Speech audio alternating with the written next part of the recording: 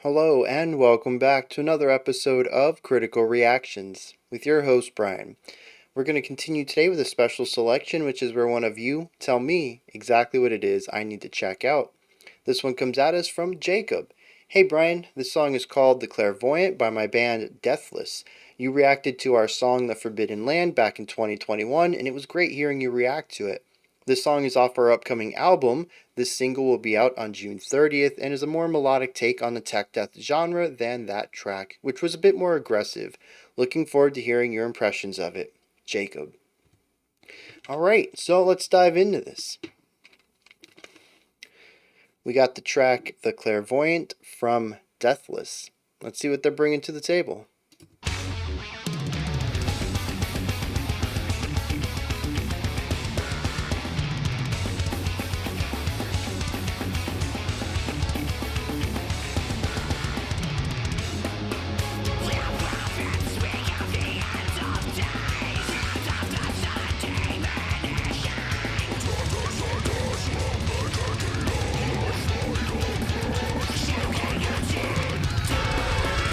Yeah, just a really fast 6/8 idea.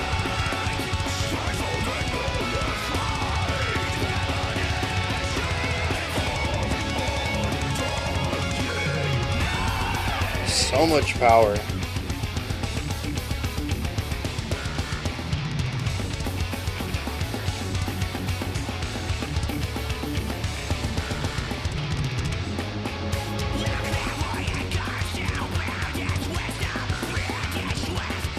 It's a gnarly vocal type, tons of intensity. Yeah. I love the use of the multiple vocal styles and the layering on them. Beautiful guitar tone for this solo.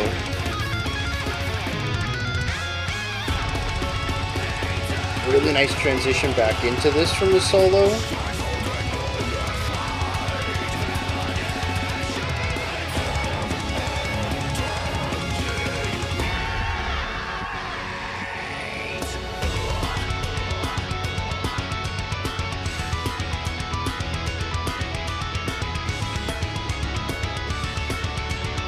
Yeah, triplet feel against the four.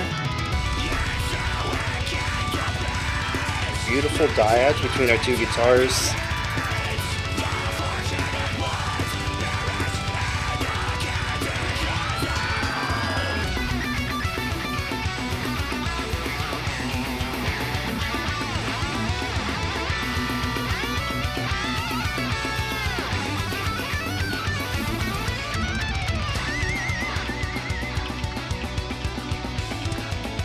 Both solos had really nice flow to them.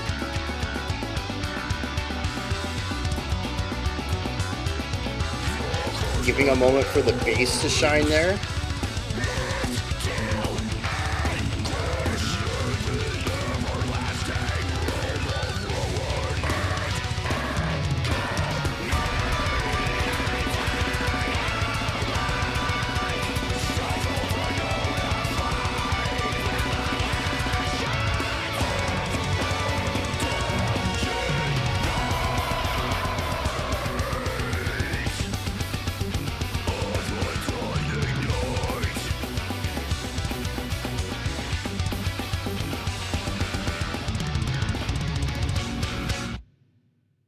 You know what's very cool is this track feels like a middle ground. You know, we were talking about this just this week, I think, about the difference between the prog metal that came from like the 80s and 90s and the prog metal that we have today. And it's more of an overall sound, production wise, but there's also some compositional changes, maybe even specific chord or modes that are utilized more in the modern sound than the traditional sound. Um, I don't remember where we got on that topic. What did we check out this week that we would have been talking about that? Oh, it was Arc, Heal the Waters, where they sounded more like Dream Theater than say Between the Buried and Me. But both of those bands are definitely prog metal, but they're just very different. Um, and so, I'm listening to this though, and it definitely feels like more of a modern take on the tech death scene, but there's still a lot of elements to it that, to me, feel rooted in some of that 90s sound. And I think that's really interesting. And it makes me want to dive into some of this more. One of the people in the community came up with the term first wave progressive metal. And I like that to speak about the progressive metal that came out of the 80s and 90s scenes, particularly stuff like Arc and Dream Theater. And I kind of we landed on second wave for stuff like Between the Buried and Me, but I think that there's actually this bridge moment with stuff like this, where it's still technical, it's still progressive, but it hasn't quite taken on the compositional techniques of modern progressive metal. And this reminds me of stuff like Nile. It still kind of feels rooted in the 80s, but it does a technical. Well, see, that's the thing. This is technical death. It's not prog. I don't know, man. Genres are weird, but also very cool. I don't know. They don't add anything to the conversation, but they add so much conversation in general. I think it's very cool to break into the taxonomy and classify music, even if the classifications don't really mean much regarding what the music's doing. I'm just really drawn to this classification concept. I'm very order driven. I don't know if people have noticed that. I frequently talk about spreadsheets. I like to provide order and classification to stuff. And so genre is very cool to me, even if it doesn't actually address much about the music. Um, I've spoken about this too long already. I feel let's get on to what the music's doing. This stuff kicks in right from the start. It's very driven. We have a lot of forward momentum, lots of energy and passion. It definitely is a more melodic side to the tech death. The guitars are frequently um, they're frequently playing fast, but creating dyads with each other, where they're very rarely playing the same exact notes. We're usually getting a two-note chord while they're playing the same rhythms. Underneath this, the bass is usually doing something interesting. It's never really just sitting there on a bass tone or a pedal tone and just playing the root. The drums are just bonkers. They are all over the place. There's usually some element keeping the pulse of the song, but there's always a nice rhythmic component, or sorry, a nice melodic component to the drumming as well, whether it's a little flourish here or a drum fill there. And it keeps the rhythmic component really interesting, while the guitars are frequently just kind of sticking with eighth notes or 16th notes depending on what they're doing, creating a rhythmic flow with the accents. Primarily the drums give us flourishes on the rhythmic component. It's all just balances out really nice. And then of course we have the vocals, which uh, just frantically switching back and forth between all sorts of different styles. We have the more narrow, nasally harsh. We have the wider growl. They go back and forth, then they get layered, and then we have a heavily compressed clean or a layered clean with a backing growl to it. I'm not entirely sure because when we hit this moment, the vocals get pushed into the mix very far. It works fine for the song. It's just more. It's difficult for me to hear what's happening because of that production choice there. But like I said, it's definitely the right choice to go for. Um, so yeah, we have a lot of vocal variety in a rather short amount of time. This song is only a little over 3 minutes long, and there is a lot of stuff going on in there. We have verse, chorus, solo, chorus, bridge, solo, outro chorus, I think. It's pretty much the standard ABABCB format, except the our C section has a bridge and a solo to it, and we have an additional solo after one of our uh, choruses too. So it's a minor variation on that concept right there. The end result, though, is that instead of cramming the typical 6 sections in here, we're cramming like 9 into a 3-minute song. It makes the song very aggressive, forward momentum, constantly changing. It's just a very aggressive track tempo wise. And even the sections themselves are cut short in order to put so many of them in here. I feel like I've rambled a bit. I have a little button I press down here to inject a timestamp into a text file so I can add the timestamps later, and I haven't pressed it yet, and I feel like I've talked about 3 things.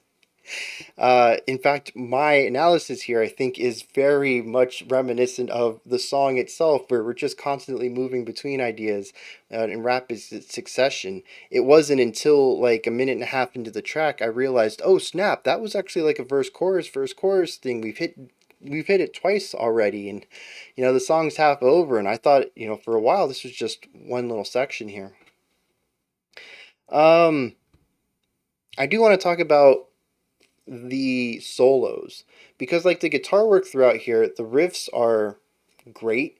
I'm not usually a riff kind of person, but I enjoy what they're doing. The dyads, the melodic components to it, they're all really nice while keeping that aggressive death sound.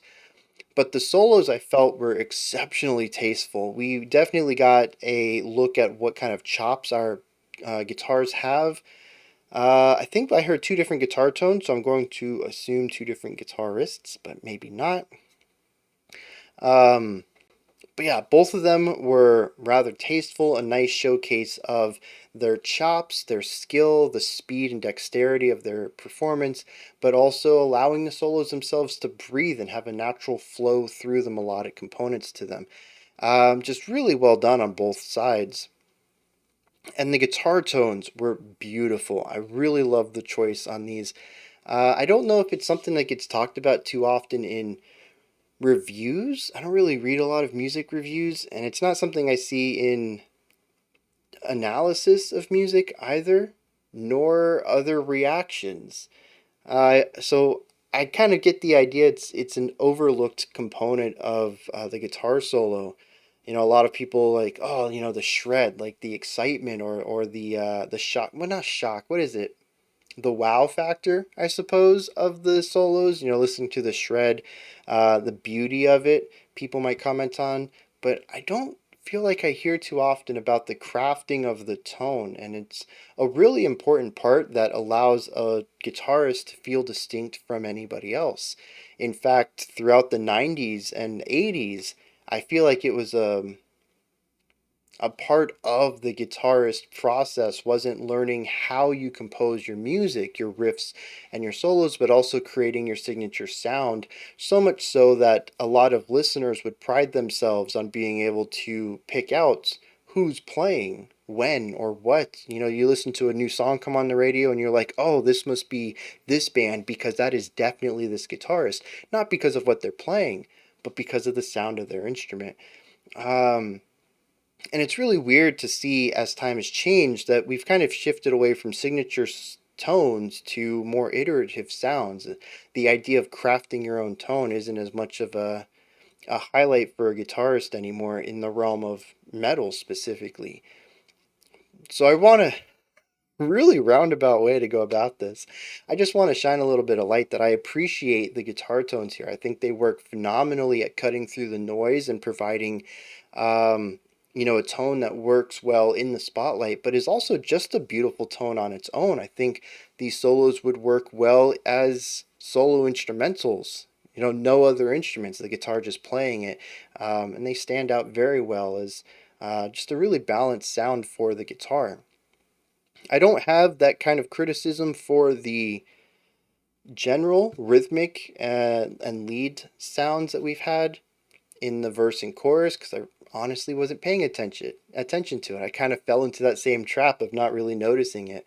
But yeah, the solos, the tones, I think I remarked on them in the reaction too. They sound fantastic. I love them. Um, I think I touched on everything I wanted to then. Solos, melody, riff, drum work, bass work, vocal variety. Yeah, I mean, the song's just a real solid tech death track. It just grabs you from the beginning and drags you along for the ride, whether you're ready for the speed and intensity or not. But it does have a softer quality to it when we look at some of the more melodic components, like the vocal variety and the solos themselves, the guitar solos. Oh, and also that one moment where the guitars kind of lost some of their edge. I think the drums cut out entirely. Same with the vocals. And we actually had some really nice emphasis on the bass. And we got to hear the bass do a solo, I think, is technically what that section would have been. I think it was after the bridge coming back into the chorus. Our final chorus, I don't remember. And also the transitions from the solos back into the vocal led sections were very well done. For for as smashed together as all these sections were, the transitions out of the solos back into the other sections were very well done. I like that. The solos tended to move into a familiar area, whether that would be a pitch or a sound or a style that would take us into the next section. Oh, one other thing I wanted to touch on, that was loud, I apologize, is there is a really nice diversity in some of the riffage. A lot of it was constant eighth notes, right? You divvy up your accents to change up the rhythmic flow, but it's still a series of eighth notes. But there was this ebb and flow between eighth and 16th notes in the bridge, I think it was. It just worked really well. I liked that. It might have been present in the verse or chorus as well, but I don't remember it. It really stood out to me in the bridge, and I appreciate that. Let's hit some lyrics. So this is neat. Um, Being that I've recorded this before the song came out, that's typically how I do these on release day reactions.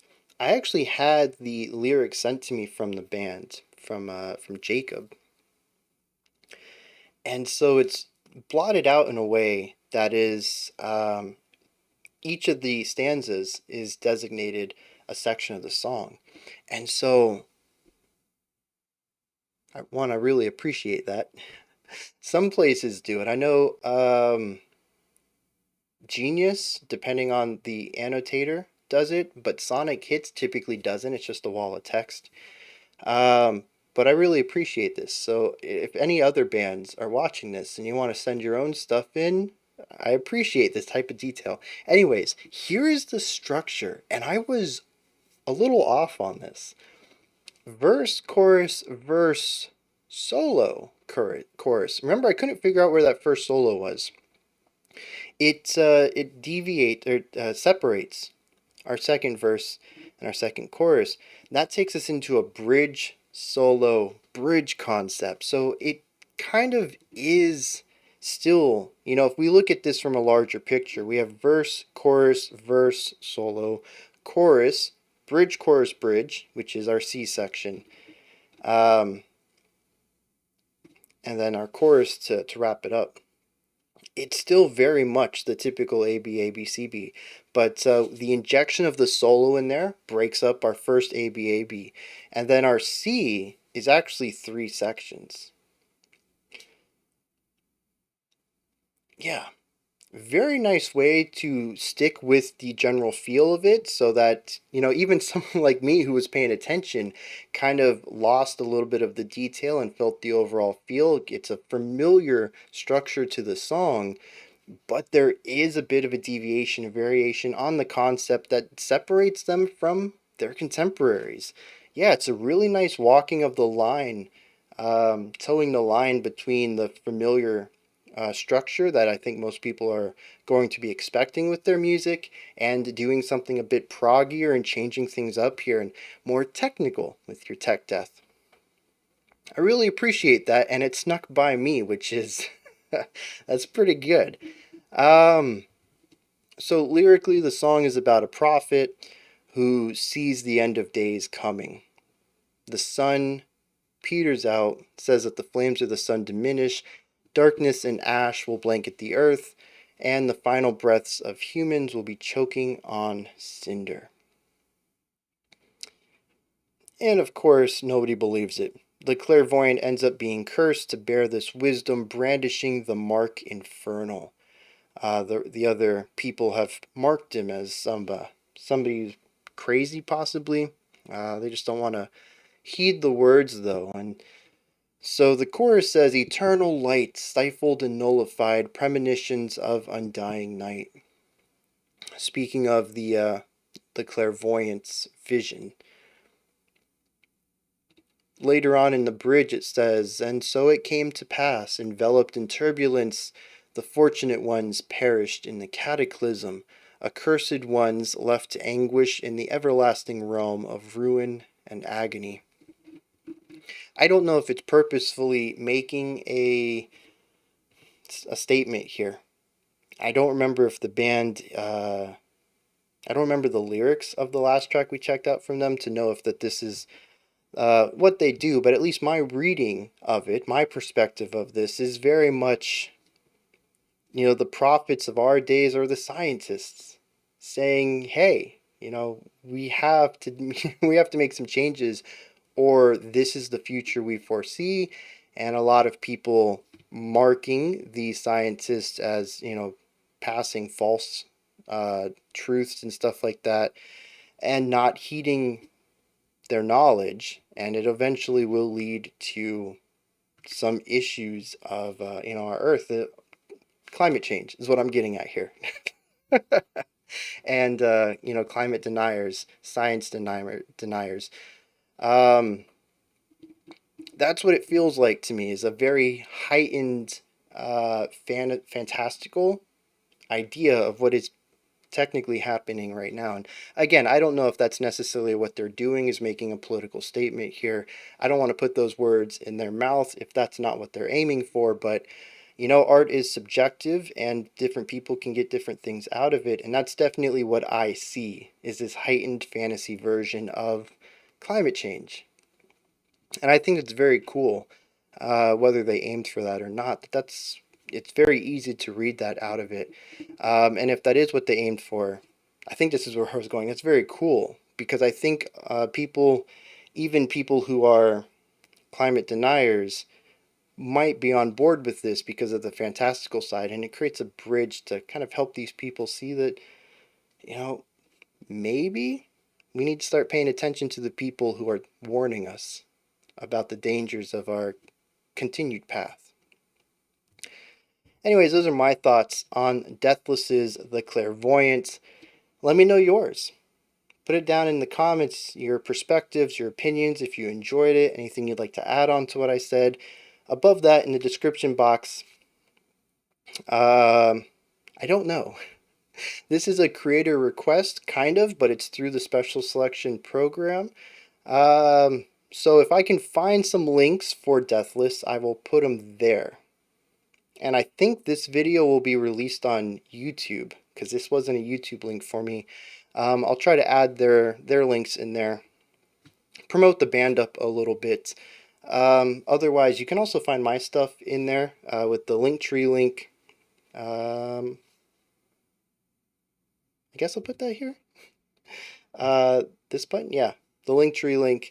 Above that, you can find my stuff in there. Like, subscribe, ring the bell. I guess I'll toss in the usual creator request stuff too. Head over to their links, like and subscribe their stuff, thumbs up, hearts, whatever it is. I think they're a smaller band, so I want to help promote them, even though this is, a special selection video technically. Anyways, those are my thoughts. Where am I going with that? Until next time, remember to be critical, not cynical of the music you listen to, and have a fantastic morning, afternoon, or evening, whenever you choose to watch my videos.